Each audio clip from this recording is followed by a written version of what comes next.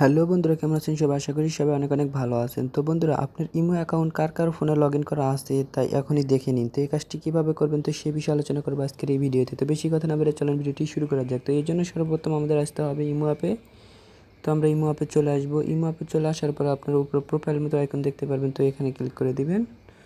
এখানে ক্লিক করে দেওয়ার পর আপনারা সেটিং দেখতে পারবেন, তো সেটিংয়ে ক্লিক করে দিবেন। সেটিংয়ে ক্লিক করে দেওয়ার পর আপনারা ম্যানেজ ডিভাইস, তো এখানে ক্লিক করে দিবেন।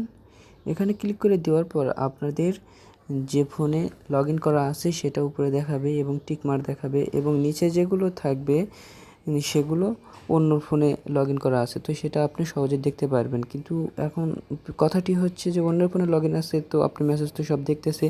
তো এখন সেক্ষেত্রে কী করবেন? সেক্ষেত্রে আপনারা এখানে ডিলিট লেখা আছে, তো আপনারা ডিলিট অপশনে ক্লিক করে দিবেন।